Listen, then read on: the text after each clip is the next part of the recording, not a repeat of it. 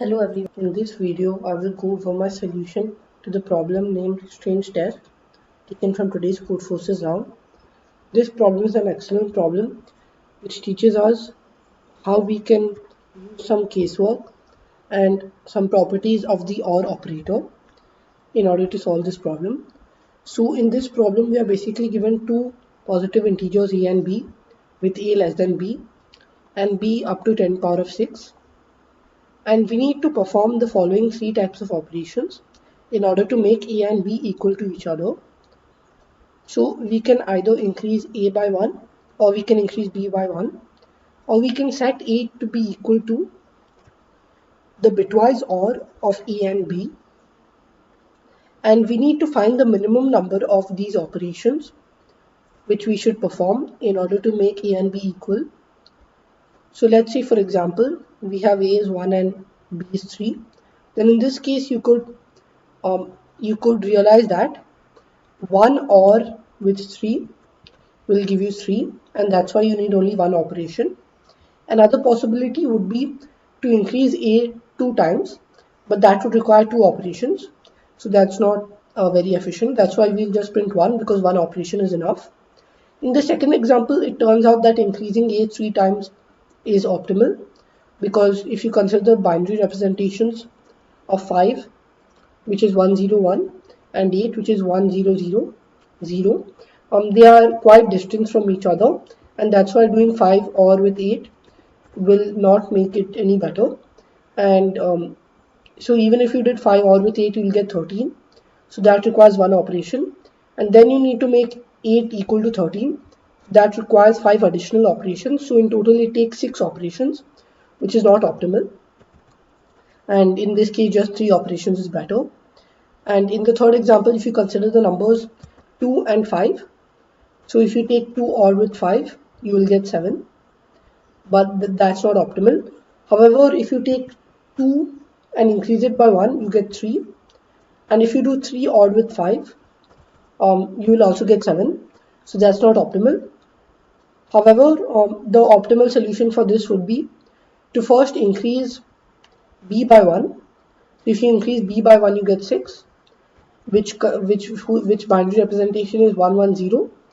And if you consider 2, then 2's binary representation is 100 and 10, and that's why 2 odd with 6 will give you 6, which is b, and so both a and b are equal to each other in two operations. First operation, you increase b by 1, and in the second operation you set 2 to be 2 odd with 6, and in this way only two operations are required. And in the third example, you can verify that 3 odd with 19 will give you so you can verify that 3 odd with 19 will give you 19, and that's why one operation is enough. And in general, in order to find out the number of operations, let's analyze the third example, the third operation, because the first two operations is a simple increase operation, which we know how to think about. However, the third operation is what we don't have a full control over. So let's try to analyze that a bit more. So the key observation for the third operation is that if you consider the third operation in which we take the bitwise OR of a comma b, then the key idea is that the bitwise OR of a comma b is going to be strictly greater than both a and b. So it will be strictly greater than the maximum of a and b. And the reason why this holds is because if you look at the OR operation, then whenever there is a set bit in one value and there is an unset bit in the other, it basically just sets the bit. So it always takes the maximum of 0, 1, and like each time it always ensures that you always basically set the bit whenever at least one of the two elements, one of the two numbers a and b are set, and that's why you will always realize that a or b will be greater than or equal to the maximum of a comma b. And when will a or b equal to the maximum of a comma b? So a or b will be equal to b when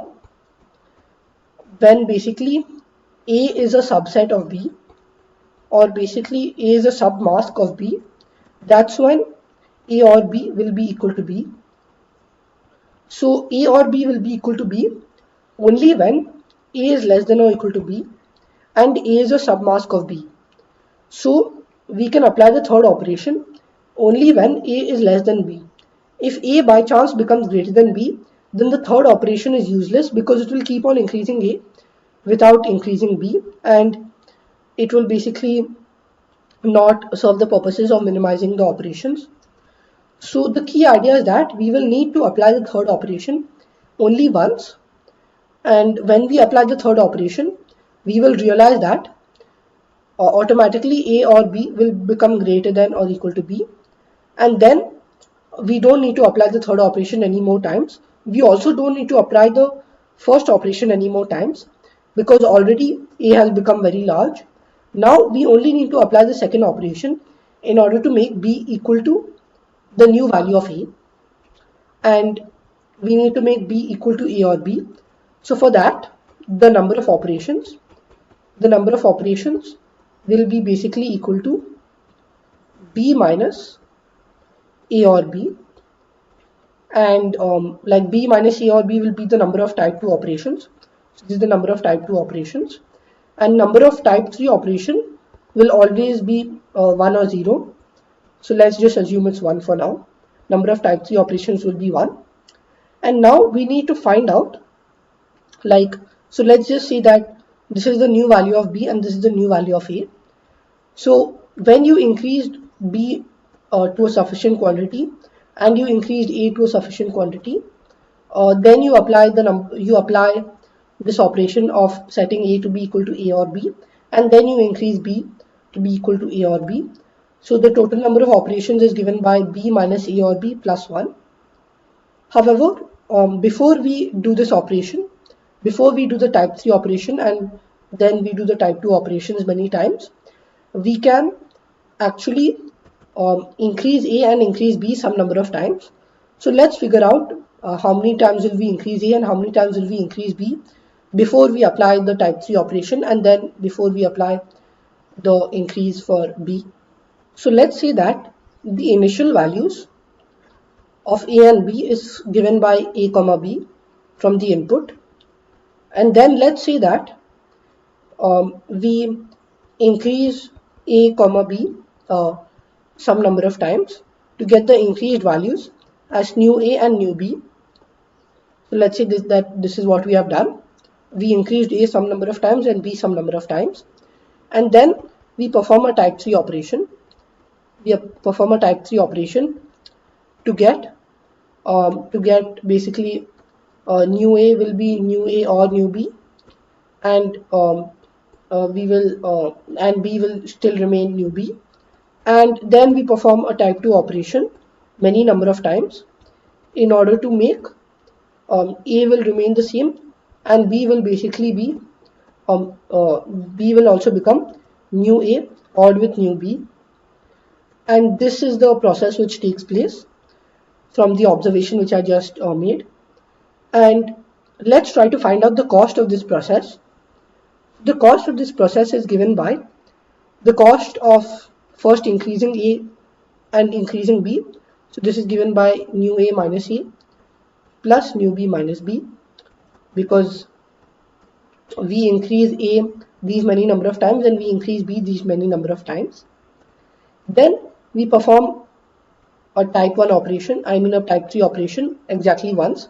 So the cost is plus 1, and over here the cost will be new B, I mean new A odd with new B minus new B. So this will be the cost of the last operation. So these are the three costs which we need to sum up, and let's just sum up these up and find a math expression. So the expression, if you reduce it, will turn out to be new A plus new A odd with new B. That's these two terms, and then there's a plus 1, and there's my plus new B and minus new B get cancelled, and you basically have a minus A and a minus B. So you can rearrange them in this manner, and we need to minimize this quantity. So in order to minimize this quantity, in order to minimize the number of operations, we will essentially try to minimize each of these three quantities. However, this quantity is fixed because one is a constant, A is a constant, and B is a constant from the input. And we now need to minimize new A and new B. However, it seems that there are too many possible values of new A and new B. So how exactly will we try to minimize these two values greedily? So let's try to look at the greedy idea for minimizing new A plus new A odd with new B. So the greedy idea for minimizing this quantity is that we can first of all iterate over all possible values of new A. The reason we can do that is because we know that new A should be greater than or equal to A, and similarly new B should be greater than or equal to B. However, new A should be less than or equal to the old value of B, so that when we take the OR, the number new A OR with new B will still be small enough, because if new A is already greater than new B, then there is no point of taking the OR. That's why we need to ensure that new A will be less than or equal to B. So we can iterate over all these possible values. And the reason why this will work, if we can greedily find a new B in constant time, the reason why that will work is because we know that the sum of all values of B does not exceed 10 power of 6. So we know that in the worst case, we are going to iterate like 10 power of 6 times for the value of new A. And then if we can find in log B time the number of the value of new B, then we will be performing 10 power of 6 into 20 operations, which is 2 into 10 power of 7, which will easily fit in 1 second. So that's actually the time complexity. And now we just go to the part where we will greedily find the value of new B in log B time by going over all bits. So we will iterate over all bits, and we will try to use some bitwise techniques in order to minimize the value of new A odd with new B. So the greedy bitwise technique for finding out the value of new B is given below. So first, we need to ensure that we are minimizing new A odd with new B, and that's why we will basically iterate over all bits in decreasing order. This is a common technique in order to minimize like large quantities, because if you realize on 2 raised to some I is actually going to be greater than the sum of 2 raised to j for j less than I, and that's why we will always iterate over the bits in decreasing order, because if we know that a large bit is not set, then even if all the remaining small bits are set, the sum will not match the large bit, and that's why the number will always be smaller if the large bit is not set. That's why we will iterate over the bits in decreasing order. Now there are some number of cases. If first of all, if the bit is set in new A, this means that the bit is also going to be set in new A odd with new B, and that's why we will consider two further cases. Note that we want to do two things when we are considering the value of new B. We want to ensure that new B is greater than or equal to B, and we also want to ensure that new A odd with new B is minimized.